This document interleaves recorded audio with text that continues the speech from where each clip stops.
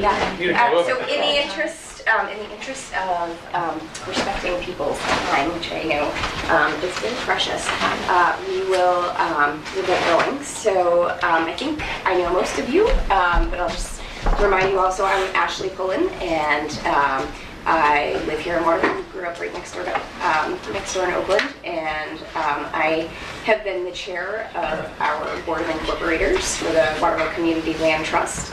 And I'm very excited to be welcoming you all to our first annual meeting here. And so I think before we kind of go through the agenda, it would be nice to have everybody have a sense of who else is at the table, since literally and figuratively, since we have a nice kind of intimate group here. So if you can just share your name and just again, like I said, I live here in Waterville. I work at the junior high as a school counselor. So if you can share your name and just a little bit about yourself, and whether if you were on the Board of Incorporators too, that would be helpful if you identify yourself as such. So my name's Scott McAdoo, and I lived here in Waterville my whole life, and I'm on the one of the original members of the Board of Incorporators. I'm Steve O'Coin, and I wasn't born here, but I've lived here since 1988. And I was a counselor for Ward 7, and I should let everyone know that the 9th annual North End Night is June 24th, and so we'll just keep building on our strengths as we go, and this is a piece of it I suggest. thank you. I'm Ann. Wait just a second. I was told it was the 25th of Thursday. Is it a Wednesday? 25th is rain date. Okay, thank you. Your turn. Sorry.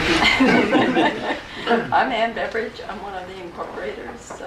I've lived in Waterville for 30 years, and I'm very pleased that you're all here. I'm Jackie Dalton, and I volunteer in a lot of organizations. The one most closely tied to this would be RIM, because actually when Waterville Community Land Trust got started, they were under the RIM umbrella to get the financial donation. Still my thunder. I was going to say that and give a big thanks to you. Yes, so we were very, very thankful to RIM for helping us to get our start. So we're so proud of you.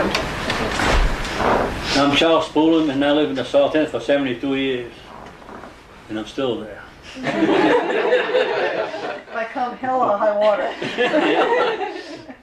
I'm Heather Merrill. I live and own an apartment building in the South End, and I just took over managing a building.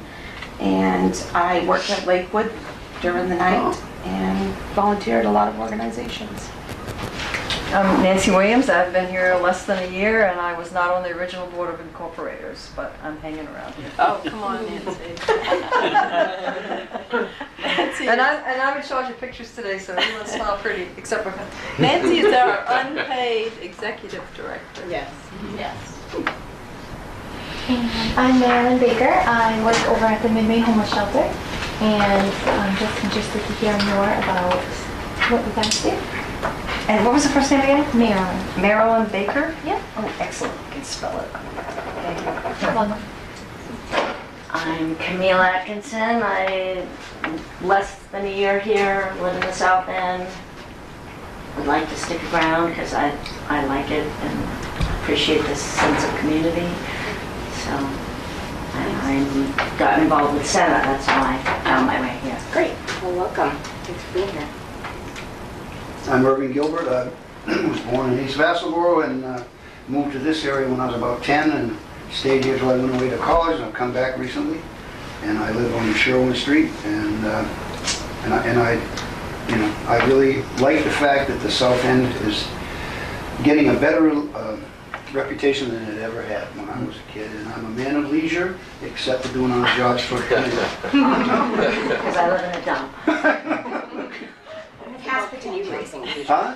Racing has potential. Well, I'm in real pain actually from yesterday. Yeah, that's hard work. That's not just leisure. Geez. I'm slow, fat, and old now. I'm Chris Moody, and I bought a house on Summer Street. It's one of the old beauties there, and I see so much potential for the South End that I have a lot to learn, but I'm trying to be part of this revitalization, and I think it's amazing. And I'm also one of the original board members. Hi, I'm Jackie DuPont, and I'm also from away, but I've lived here in Waterville for 15 years, in the South End for 10, and one of the founding incorporating members, and I wear many hats as well. My day job is being a child and family clinician here at the Maine Children's Home, so welcome to our campus. And I'm excited that the land trust is happening in Waterville, and it's going to be great for Waterville. So. I'm Nick Isgro. I live here in Waterville. I was born here. I grew up mostly in Oakland. I went to school with Ashley. And I work at Skowhegan Savings Bank as the controller. I'm also the mayor here in Waterville. And I was invited here to speak a little bit tonight, and I'm really happy about that because I think the stars have really aligned around Waterville, and I really think this is the moment for Waterville these next coming years, and I think the Land Trust could be a really big part of that effort. Thank you. Thanks for being here too. So yes, I do want to mention, so Jackie, thank you for the Maine Children's Home connection, and thank you to the Maine Children's Home for allowing us to have this space for our meeting. So as you guys can see, we have the agenda up there, so I will say just a few other things on kind of our progress to date, and then we'll have our treasurer's report from Anne. Then we will take, I know Nick, I tried to get you close to the beginning, but I promise it won't take long. I am fine. Okay. You're not scheduled. You don't have to rearrange. It's a Sunday afternoon. Okay, good. So we'll take nominations for directors and take a vote, and then hear from Nick and get you on your merry way. So in terms of, where we've come from, where we're going, so as Jackie mentioned, about a year ago, just about a year ago at this time, we were still a REM initiative. We needed a place to be able to start raising money. It's kind of this catch-22 when you have a really young organization. You need funds to to get going, to even just simply file articles of incorporation, to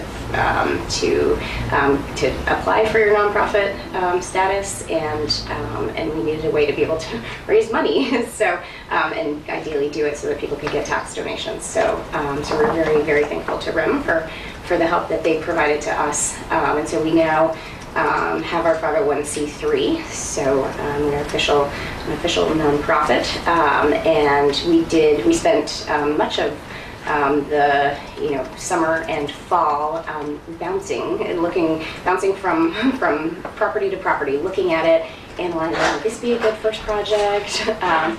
Welcome, come on in. So, looking at, would it be a good first project? Is it something that we want? And we finally have settled on a first project. We have an option on a property at 182 Water Street. It's right on the Kennebec River in the South End. We knew that we wanted to start in the South End, certainly, and we hope to be able to grow from there. But we'll start and focus our efforts there, especially not just the South End, but just in terms of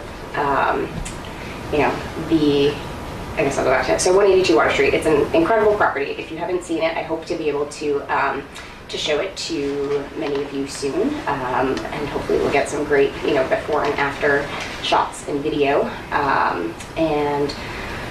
So we are very close to being able to exercise our option. We, within the next week or so, we will exercise the option. We've been hard at work fundraising. Actually, 25 hours. Okay, 25 hours we will be exercising our option very soon. We have been fundraising like mad, trying to raise the money needed to purchase the house, and we have, I would say, we're probably at about like $46,000 raised right now.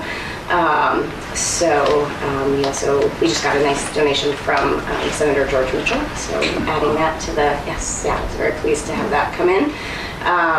So we will exercise our option, purchase the house, and then we hope to have $100,000 in neighborhood stabilization funds to pay for the renovation. And hopefully we'll move the renovations along as quickly as possible, as quickly as contractors can work during their busy season over the summer. And pretty soon we will be looking to sell to a low to moderate income family. I would love nothing more than to come together, ideally with maybe a few more bodies at our annual meeting, but to come back together in a year and tell you that we have not only finished that property, but also maybe one additional property as well in our first year. We hope to, in the next 5 or so years, we're shooting for hopefully like 15 properties. So it's pretty incredible to have seen, something that started out as kind of a dream, I think, of Ann's and Nancy's, to see something like that. I remember the moment when we got our post office box. Ann was like, "It's so real." She was so excited about the post office box. Now we're gonna have a house, Ann, right? Like, we're gonna have a house. Someone who's very, we will, but we won't have it for long. Somebody in this community who is very deserving will have it, and that's part of my passion for this. Many of you have kind of already heard my little story as to why somebody like me, who really is passionate about the environment and education, got involved with a nonprofit that deals with housing. I never would have guessed that would happen. But I was very fortunate. A few years ago, my father passed away, and he had been able to save money over the course of his life, and my mom was generous. And with the money that she gave me, I was able to put a down payment on a house. And if it weren't for that, I would probably still be renting here in Waterville. And now I pay less for my mortgage than I did when I was renting.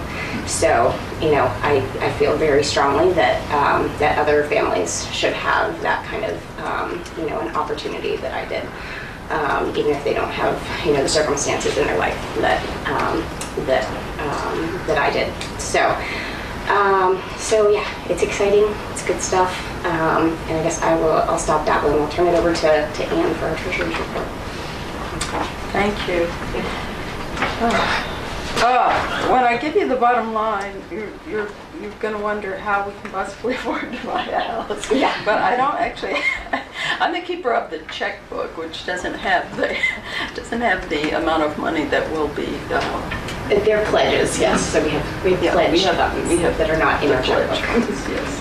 Okay, so we started last year. Our fiscal year begins July 1st. We started last year with a grand total of $1,787. This year we've spent over $2,700, and our income, total income $7,344.61. The expenses, though, are 1,000 of the expenses are for the option to buy 182. Other than that, the expenses are relatively low. We pay $100 for our post office box, yay. National Community Land Trust Network, $100. We just joined RIM as a partner, partner. That's the right terminology. $125, and we had bank fees of $112. Most of our income was raised through our party, our membership party, which we call the Friend Raiser. And let me see, I've lost my place here.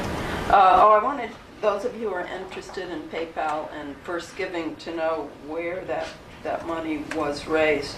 $6,400 was raised with cash and checks, and we raised $544 on First Giving and $340 on PayPal.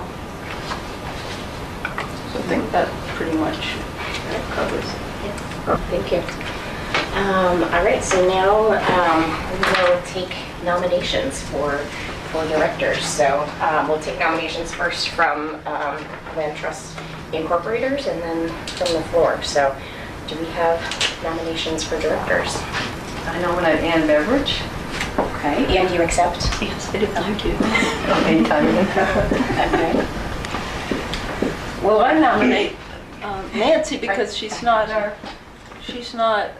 paid yet, so when I start paying her, I think. Do you accept Nancy? Oh, yes, absolutely. I can. The moment of Anything I'd truth. rather do than spend my time doing this. I'm not accepting it. Somebody said that for president. She's- Scott, go ahead. I nominate Chris Moody. Chris, do you accept? Yeah, I guess. You have to, peer pressure. Yeah. Thank you. Other nominations? Bob Naughty, he's not here, but I will nominate him. Thank you. Yes, Bob would be with us if he was not hopefully enjoying drier weather, but He's you know, hockey in the chances are- peninsula. He's on the Olympic Peninsula. I'll So, nominate Scott. thank you.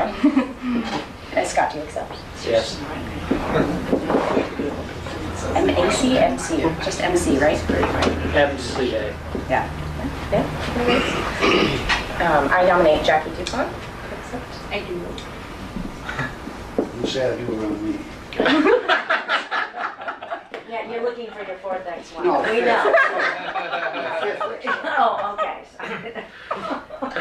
And I nominate Ashley Fuller. Okay. Do you accept Ashley? Yes, I do. At least you both stay in the neighborhood if you get married, that's good. I'd like to nominate Betty Palmer. And you have spoken with, I know she wasn't able to be here, but I think she's what? Marilyn is willing to. And Marilyn Yes, Baker. excellent. Are there any other nominations from the floor?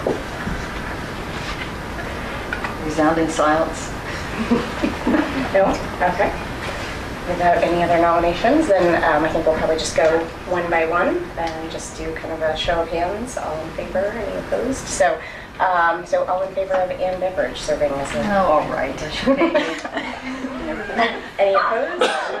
You're a member. No? Any abstaining? No? All in favor? All right. Nancy Williams, all in favor of Nancy.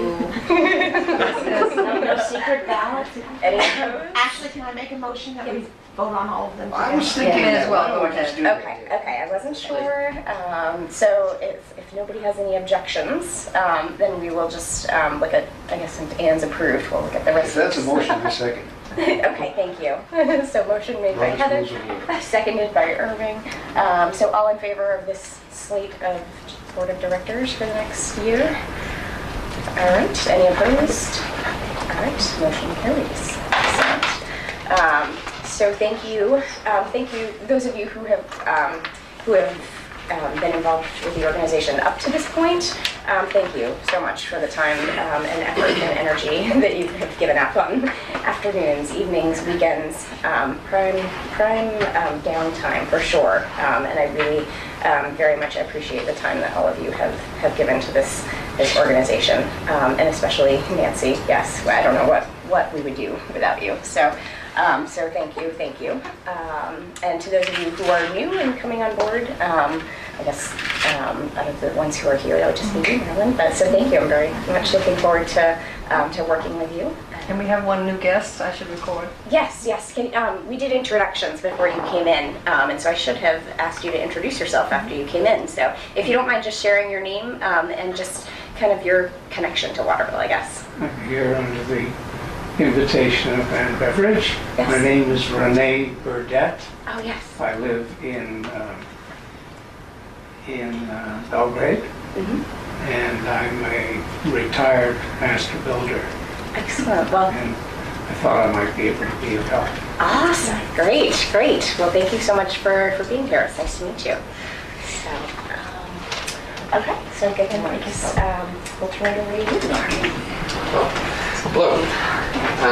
Thank you for inviting me here. I know we're going to talk about the revitalization of Waterville, and of course that has to do with economic and community development. I find when we talk about these issues, we tend to pull them apart and segregate whether it's the community development piece, which is the housing front, or the economic development piece, which is trying to attract business and jobs. But the reality is they really go hand in hand. You can't have a big influx to influence the housing piece if people don't have money in their pockets. You can't get businesses in here. People don't have money to spend, but at the same time, people don't have the money to spend on these things if they don't have the jobs.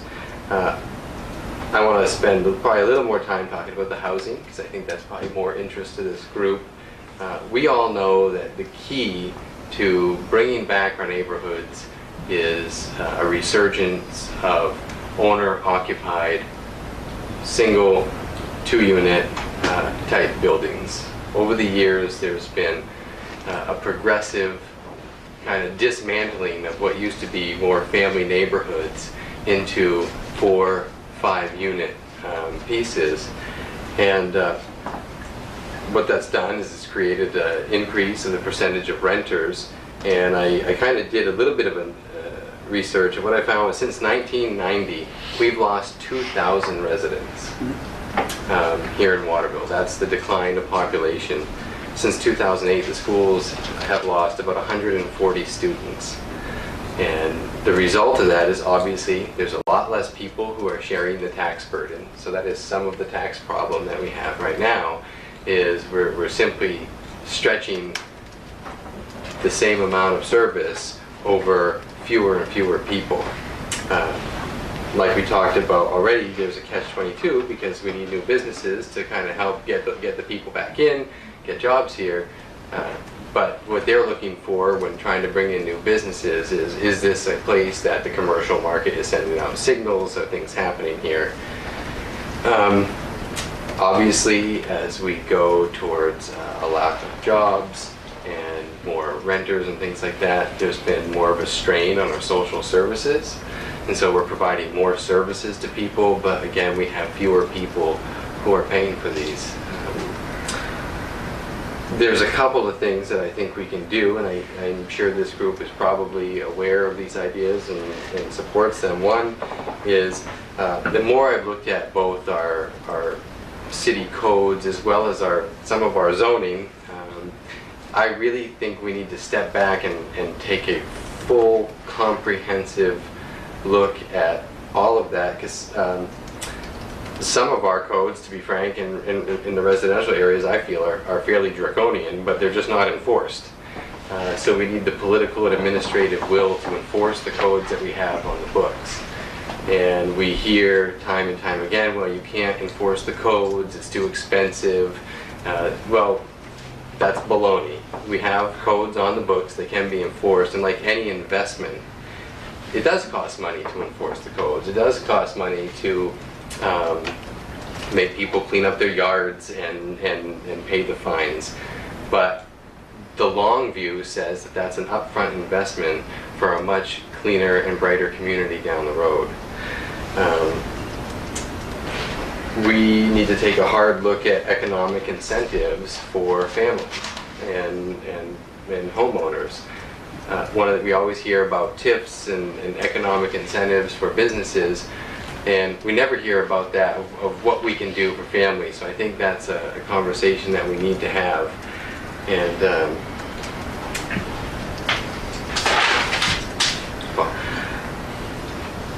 with that, I just kind of want to touch on some of the things that are happening moving forward that hopefully everybody in this room will be involved with, and some of you might already know about some of these things.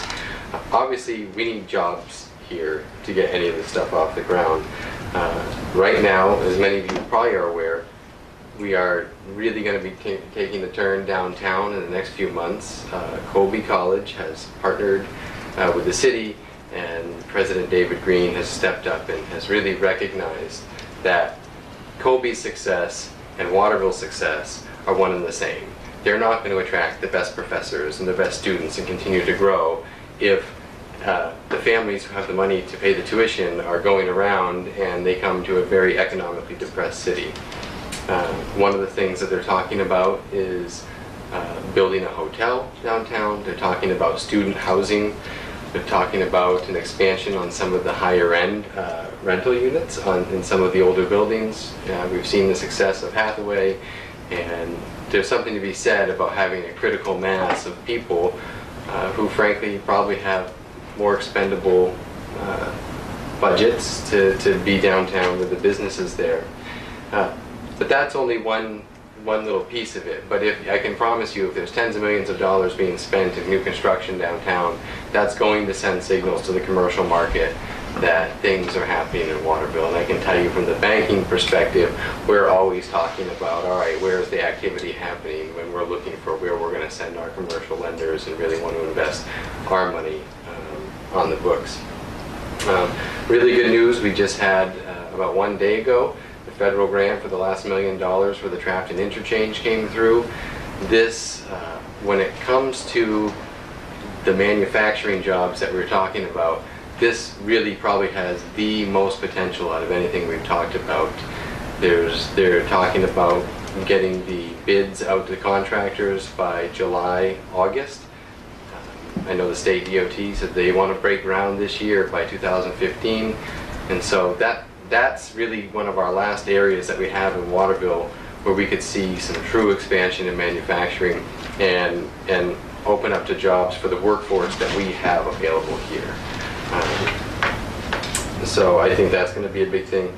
Another area that we don't hear about, that once we get through budget and other things that have been the current distractions for these last couple months, I would like to really focus on College Avenue, because that seems to be kind of the forgotten strip in Waterville where if you drive down there, there is plenty of room for expansion on College Avenue. It's actually a great commercial district. It used to be vibrant, it used to be busy, and it's not. And I think particularly with the North End housing there too, I mean, it's almost a forgotten piece of Waterville as you head down that direction. And so when we sit back and look at all of our TIF zones and things like that, I think we really need to take a hard look at what kind of incentives we can put on College Avenue. On a positive note, Nick, that's the only street you can drive down more than 10 feet without stopping. Because there's no lights? That's right. That are I just want to throw that that are not positive part in synchronized? there. And it goes all the way to Rummel's, you forgot that. But there's also nothing to stop on the way out. Right, right. So if you're in a hurry, let's go But there's no place. potholes. That's right. So I realize these are kind of vague things that I'm giving you without a lot of detail, but that's really where things are right now. But I promise these are for all of these things to be happening at once, and then at the same time have groups like Senna, have groups like you guys who are actually looking at taking effective action to bring back home ownership in an affordable way, where we can say to families and homeowners, we have the availability of housing for you. Combined with all these other things, the stars really have aligned, and I think if we get through the next 3 to 5 years, Waterville is going to be a very different and much more vibrant place than it is today.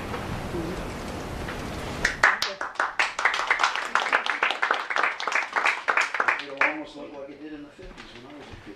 Well, I hope. There was a lot more going on. Some of the stuff we're talking about when we talk about downtown, I like to call it urban renewal in reverse, and that really is exactly what some of the goal is recognize some of the mistakes that were made and say there was a dismantling of something magical here that actually captured and brought people in and kept them here, and how do we get that back? And I think we have the partners to make it happen now. Yeah, I think, so thank you, Nick, because I think that's a perfect segue into, as we close things, I wanted to just share with you all that, honestly, it's at least probably once a week, maybe, at school, that I hear from a colleague Waterville just isn't what it used to be, right? And I am so tired of hearing that. That I think in part is also why this person that's interested in the environment and education ended up in this, involved with a nonprofit focused on housing, is because I believe so strongly in the potential of this organization to really make a measurable impact on the feel and the safety and the sense of community here in Waterville. So with that said, I also want to invite all of you to attend any of our board meetings. We usually meet once a month. We don't do a regular first Sunday or second Sunday or anything like that, but we do usually meet on Sundays. And I think we'll try. We had some of them at the library and some at Nancy's house, but we'll try to kind of keep them in a more public location as much as possible, and we'll make sure we'll put notice about them on both our website and our Facebook page. As a RIM partner, you can have the boardroom free. Oh, okay. Thank you. Whatever night you want, just Okay. Well, so yes, and that would be a great way for us to have the meeting in a place downtown. So, thank you. thank Dan. Yes, so thank you, certainly thank you, Dan, for being here and for helping to share this with people who were not able to be here this afternoon. And Chris? Yes, and Chris, thank you certainly for providing refreshments. Much I appreciated. made everything myself. Grew the grapes from scratch. Could have used them for some good wine. Yes. Will the mayor take questions, do you think? Of course. Does anyone have any questions? I have a question. If Colby builds the motel downtown, is it going to be nonprofit? And if so, how is that going to sustain jobs? Because the jobs, and I'm... Let me answer this before you get too worked up. Because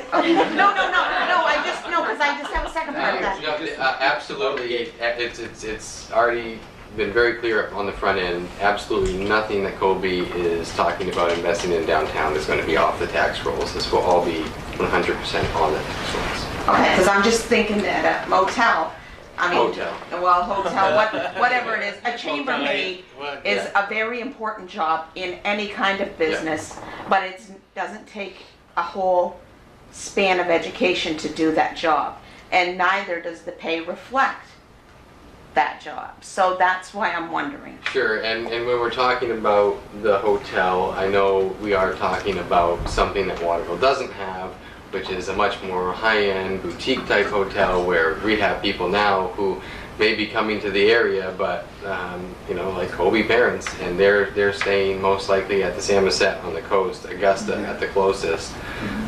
So I think we're talking about something a little bit different than Waterville has. And I can tell you too, Colby does not want to be the largest landlord in Maine. David Green is speaking to people all over the country, and this really is, Ann, you've been a part of the steering committee, and correct me if I'm wrong, it's really about sending signals to the private market and getting private investment here downtown, but with recognizing that that's not going to happen without some kind of upfront capital, and they're willing to provide the capital to get this done.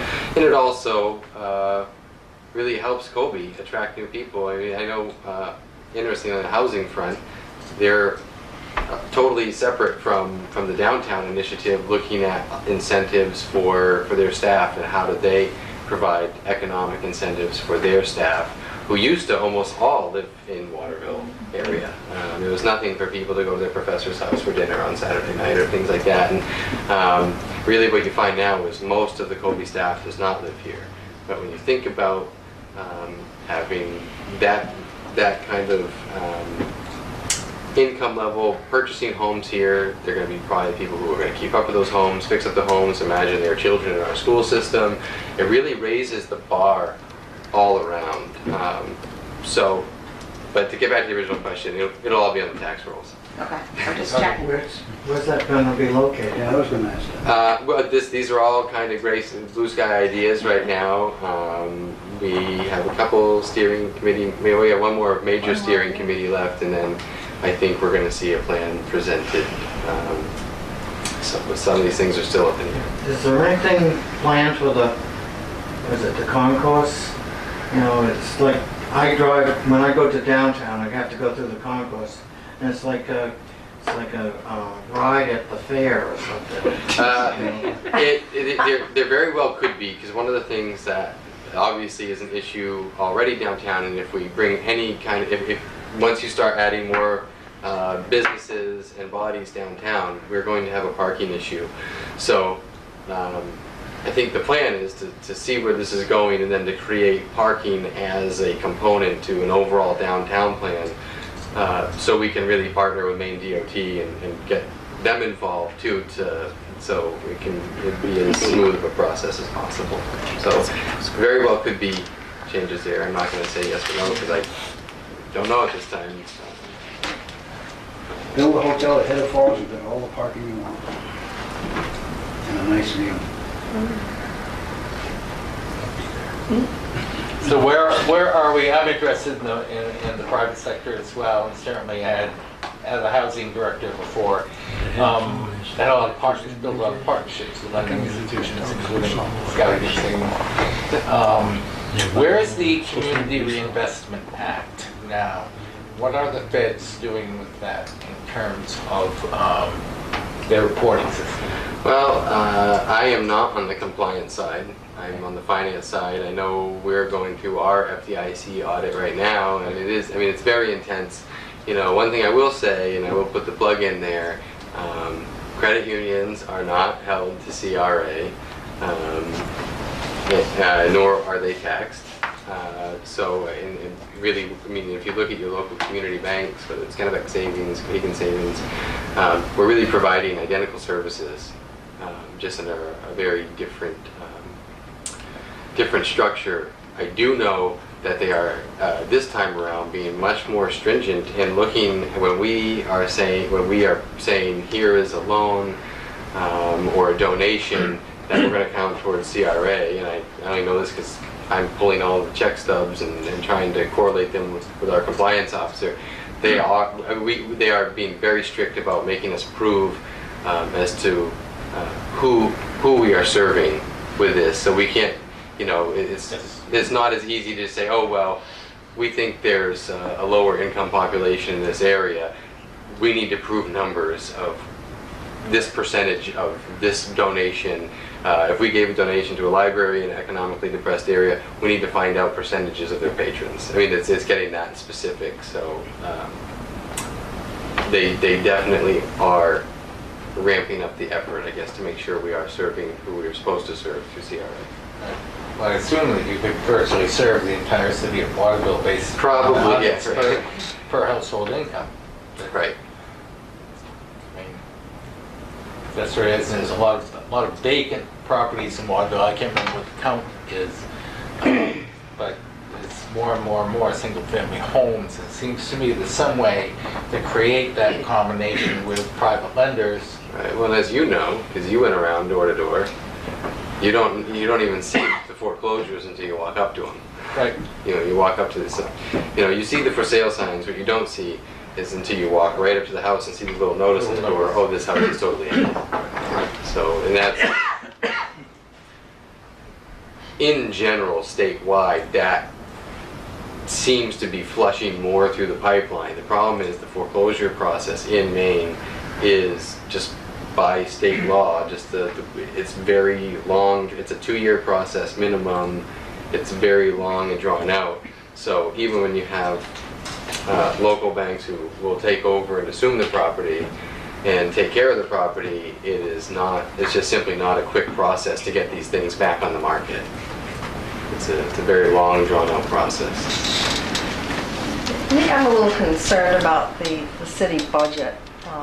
You know, here we have all these wonderful things that sound like they're going to happen, but yet we're seeing a city budget that is probably going to be cut. And it seems like this is the time to be investing in the capacity of City Hall. Even though it may cost us money and we may suffer for a year or two, sometimes you have to put money in order to get results out. And it seems like we really need that synergy and that working together in City Hall with all of this private enterprise is beginning to show up. I would agree with that sentiment to a certain extent, but I would also kind of say that knowing that some of these things are around the corner, we really need to take a hard look. We are in a tax crisis, and there is, I mean, I'm waiting for the pitchforks and torches to come towards City Hall. You know, when you see an initial increase of 2.5 mils, now I realize our rate is not really 27 anything because of our valuations are at a lower level. So I think, unfortunately, the property revaluation isn't happening this year. That said, there is somewhat of a concern that because of exactly what we've talked about here, where all these single-family homes have been chopped up into 4 units, that we're going to see somewhat of a shift from those buildings onto the homes that have maintained. I don't know that that's going to happen, but you kind of look and take a guess at what you think is going to happen. I just think we need to have a real open and honest dialogue, and I think I've been pretty clear with people, we can pay for whatever people want, but I need to hear it from people that this is what we want. And I've been trying to get that conversation going, and I think in general we need to just not say, well, we're going to just do business as usual because that's how we've always done things. I think it's a really bad way to handle things. If we keep doing the same thing we've been doing, we're going to get to the same place. Right. I mean, there is no doubt we have lost a lot of revenue from the state. There's also been a lot of shifting from the state, particularly on the school side, probably more so, or in a more maybe hidden and detailed way than simply losing $1 million of revenue sharing. That said, in the last 5 years, our city payroll has gone up $880,000. We need to recognize that, and we need to say, why are we making these decisions of large contracts? And that's after they've cut people's hours and cut their That's and correct. cut positions. That's correct. I just ran the analysis this weekend. Right, even though all around town people are on wage freezes. I mean, And I'm not saying, I just wish. no, it could- I mean, yeah. we've lost staff and they've Yeah. cut a lot of hours, and so that's a real thing. Right, and I just wish, and I think we're getting there. Actually, I've had some great conversations, particularly with members of the school board. I had a great conversation with Eric Haley last week, where at least we're able to talk about this thing, to talk about, a compensation philosophy where I'm not, frankly, if it was my perfect world, we would take the school teachers that are making $30-something thousand and we'd give them, maybe we could give them a 4 or 5% raise, but then you take the people who are at the top you take the people who are at the top of the band and you start scaling them back. I mean, that's how it typically works in the private sector, where each job's worth so much, and when you have a good employee who's in the bottom half, you want to move them up because you want most of your employees to be around that mid-range. But as they start getting towards this top, you scale it back, and then overall it usually equals out to a much more reasonable number, because it's also not done 2 or 3 years in advance without understanding the circumstances we're going to be in. We've also had a lot of bond spending on the books, and I realize that there are some things that we just simply need to bond for. But at the same time, I was down at City Hall in December and said, hey guys, you're going to be in a tax crisis next year. You should wait before you vote on this. And the answer was, no, we want to do it now before there's a new council. And they did it, and we're not even going to deal with that this year. Next year, we have another $500,000 increase built in that new bond spending. We're not even looking at this year. So I hear what you're saying. You really need to start looking at 5 years of income, not just expenses, but where does the money come from? Once you start thinking about that, where does the money come from? When you want to expend money, where do you get it? Well, that's a huge problem. long-range Most people thinking. don't look at the revenue side. No, I know. Of And believe things. me, your whole mind changes when you start looking at that. But I think there's a balance, and if nothing else happens, what I really want is for more people to speak to, whether it's me, to speak, I wish people would engage their city councilors. If you talk to most councilors, they really don't hear from a lot of people. A lot of people don't show up at meetings and express what they want. And to me, we're a small enough community. We are not a large city. And we are small enough that people should feel a real ownership stake and show up and say, in a respectful way, regardless, because, it's kind of another big thing of mine is I think there really should be no judgment. We're all friends and neighbors. We just have different points of view. But get involved, and because without that, we're making decisions blind and trying to say what we think is best. I mean, I can tell you what feedback I get, but I don't know what city councilors are here. I'd like to point something out, if I may. Certainly. Irving Gilbert, not that it matters. But, I have two daughters who are teachers, and I'm very much in favor of, treating them right and paying them well and all of that.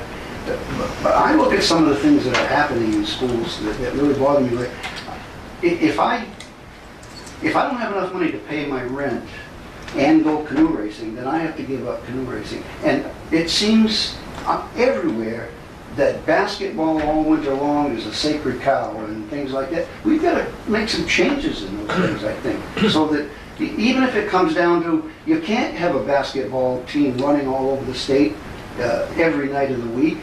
Maybe they have to meet on Saturday. I mean, I know those are hard things to say, and everybody, usually when I say something like it starts a riot, but I'm good at it, so anyway. But, no, I'm serious though. I mean, I think we have to run the city a little more like I have to run my budget for myself, I have to stop the things that are excessive if I can't pay for it. So that might be your perspective. Can I just end I agree that? We with probably you. should wrap up before we, devolve into this. But so the flip side, just because you said you want to hear, the flip side is that I work in the school and I'm also a coach. Yeah. And athletics, I think, are where you get your biggest bang for your buck. The life lessons that are taught through athletics of perseverance, persistence, communication, teamwork.